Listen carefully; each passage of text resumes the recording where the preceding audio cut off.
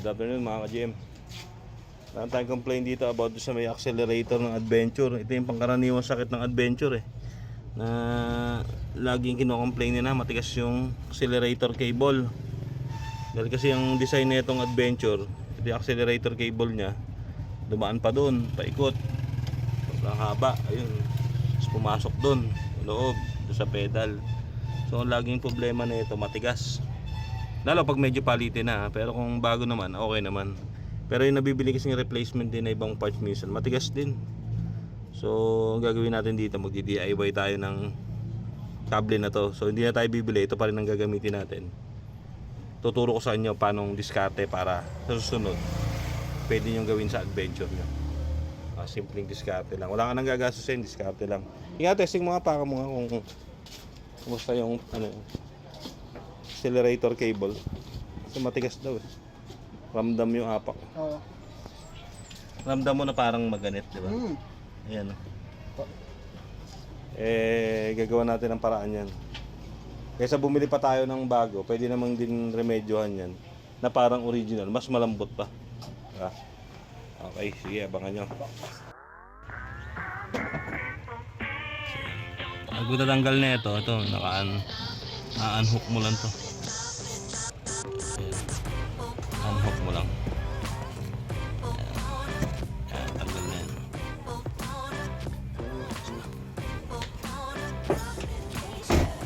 Tapos 14 dun sa injection pump.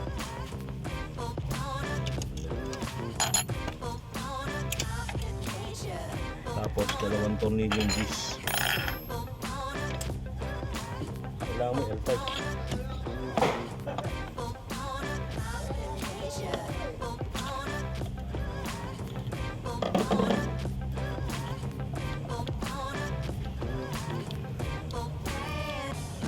Kino-complain na may-ari, matigas yung accelerator. Minsan hindi bumabalik ang taas ng mino. So kaysa bumili, pwede natin gawa ng paraan yun para bumalik sa magiging malambot na pinapakas.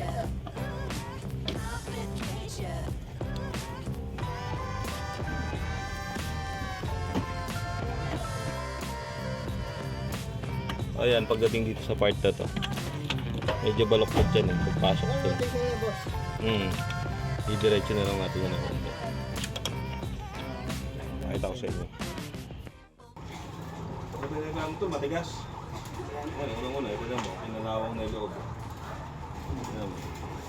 Diba, kinalawang na. May mga strands din yan na naputol na sa gitna. Kasi ano, napilipit siya rito. Pwede ba yan, boss? Oo, hindi tayo bibili. Ito pa rin gagamitin natin. Ano lalagay mo dyan? Lawas lalambot pa ito. Mamaya po panoorin. Ayan lang, naman, tamayin natin. Sigurado may imulmul yun dyan na naputol yung matigas. Ayan. Yun. Oo. Kaya pala. Ngayon, syempre, bumabalik-balik yan. Sasabi talaga yan. Kaya minsan yung minor mo matigas.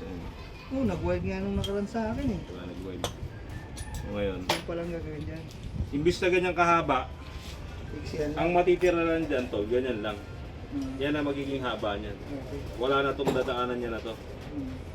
So ito, tip to para doon sa mga may adventure. Minsan nagaganitan ka, di ba? Huwag ka na lang bumili ng bago, pwede mo namang gawin to. Pero kung marami kang budget, bili kang bago, original bilhin mo. Para smooth pa rin. Pero mas malambot to, diama. Kasi iiksi lang. Imagine mo, tatawid sa pedal mo. Ganyan lang kahabang kable. Di ba? Hindi para kang naka-electronic na pedal niya. Ayan. Kailangan lang makuha mo yung tamang sukat. Ito, na-diretso na natin kanina. Di ba, baluktot dyan. So, diniretso na natin para dumaan doon. Pagkita na maayos, hindi tumama din sa tubo. Yan. Di ba? Ngayon, ganyan na lang kahaba yan. Ayan. Pwede naman pala hindi ganun kahaba, no?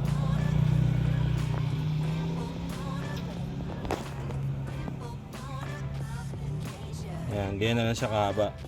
Ayan. Kakat na natin to. Itong ano na to. Itong cable na to, kakatin na natin yan dyan. Dudugtong natin yan dito. Sasaksak natin dyan. Sige, cut muna natin to. Hindi lang pala din sa ano, hindi lang din sa ano ng tol.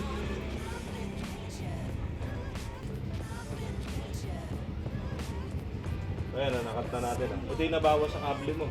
Ito kahaba. Ayan ko lang nabawas, ano? So, kasi useless naman yung iniikot niya kasi sobrang haba. Yun lang naman, ito naman sa mga nakakaunawa lang na pwedeng gawin yan. Sa mga baga, ayaw nila, pwede ka naman bumili ng bago nga naman, di ba? Bili ka na lang ng bago. Pero tayo, ito kasi subukan na, maraming beses ko nang ginawa ito. So, lahat naman ng ginawa ko rito, sabi ko yung matutuwa. Matutuwa, miski ko, matutuwa. Yan. Yan na lang kaiksi yung kable niya. Diba? Kasi wala na siyang technique sila umipit pa. Wala na, parang iipit yan, tagusan lang yan. Kasi maiksi lang. Kasi pag mahaba, Yung dulo, kasi may sinasabitan yan, di ba? Ginagawa na ng clip yan na ano, yung tornilyo, yung twerka, iipitin mo lang yan. Hindi yan bibitaw kasi ginagamit niya yung twerka rin sa mga power window eh. Di ba? Torsado yun, pero hindi mo bibitaw. Samantalang injection pump, malambot lang naman. Di ba? So, pakita natin mamaya pag finish product.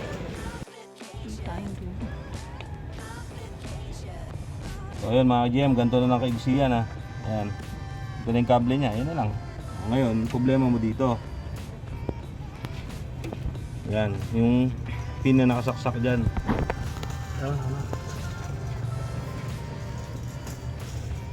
Dito, yan. So gagawa natin ngayon yan ng pinaka-clip na dito. Para pag inapakan mo, sumabit ulit siya. So kailangan niya makuha mo yung tamang sukat. Hindi pwedeng sobrang haba, hindi pwedeng sobrang iksi. Pero kagandahan yan, mahaba na may adjustment yan dyan. So makukuha mo pa rin yan, di ba?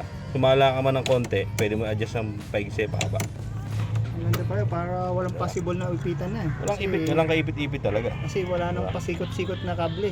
So yan, mamarkahan mo lang yan. Markahan mo lang. So, puputulin mo na yan dito. Sabi nga talaga yung ano yun. Una, kadugtong to. Diba? Ito pa itong mahaba na to. Ganyan kahaba. So, sila mo ngayon. Malaki na nabawas, kaya hindi masyadong hirap. Ngayon, hindi persado. Saka hindi naanan ng kable mo. Hindi na baluktot na baluktot. So, napaka-smooth. Unang-una maiksi. Tapos diretso na. Diba? Malambot. Diba? Ayun o, kahit ganun-ganun malambot. Para panlock dito sa dulo ng kable. Shoot mo lang yan. Ayan. Shoot na. Pipit-pitin mo ngayon yan. Eh, di ba may thread yan? Yung thread na yan, yun ay kakagat dito sa mga wire para hindi siya bumitaw. So, kung tatanong siya kung kakalas, hindi yan kakalas. Kasi yung power window nga, persado motor niya, malakas ang motor niya, hindi nakakalas. Di ba?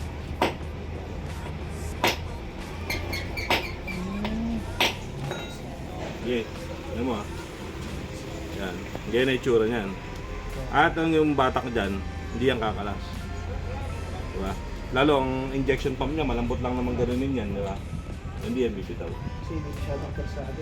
So yun o, from mahaba, ito na lang ngayon. Diba? Lang na lang.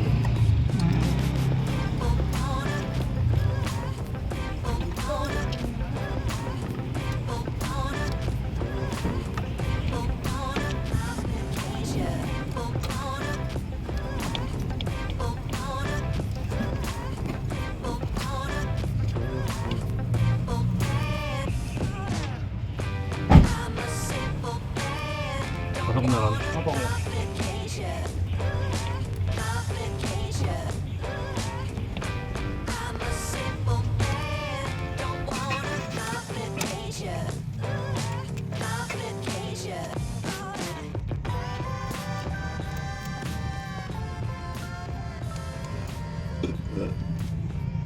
Tansyahin mo na yung adjustment kung sakto na. Mainit.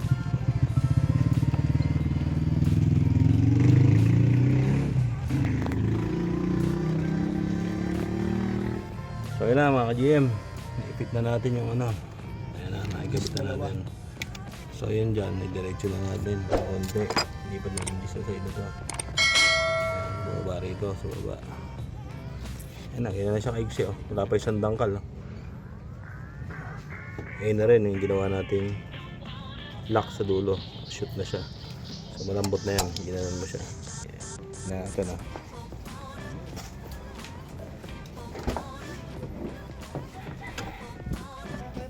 Yung pista na pala na yun, ano? Yeah, inapakan na ngayon. malambot na. Yan nga. Tol, ikaw, try mo nga apakan. Kumpara mo sa dati kung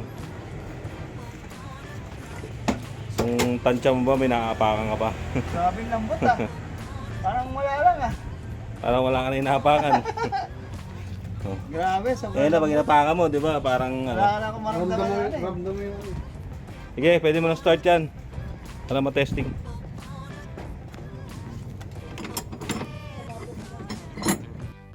Pag inaapakan mo, mararamdaman mo, yung alam mo yung paramdam na sumasabit yung kable, di ba? Ramdam mo yung kable, parang may mga bulita sa... Tapos ang mapapansin mo dyan, lalo pag may problema yung kable, parang delay yung baba nung ano, delay yung baba nung acceleration mo, nung RPM mo. Dahil syempre, hindi smooth na bumabalik yung kable mo. So ngayon sa igsi niyan, di ba? Basta tinanggal, tinanggal. Pwede na start off. Pwede na, start mo na. Pwede O yan, tinanggal. yan yung mga tinanggal natin, yung haba na yan. Yung haba niyan.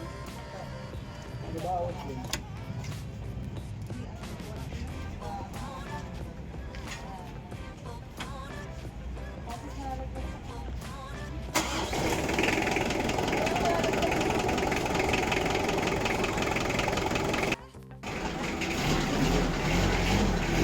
Diba? Pag malambot kasi acceleration, ang ganda ng RPM din, di ba? Pag matigas kasi, parang syempre, parang nalalataan ka sa hatak. Iba kasi pag malambot, yung RPM niya, madali ba siyang galitin, di ba? So, anong pakiramdam mo, sir, ngayon? Solid. Di ba? Ang laki ng diferensya sa dati, di ba?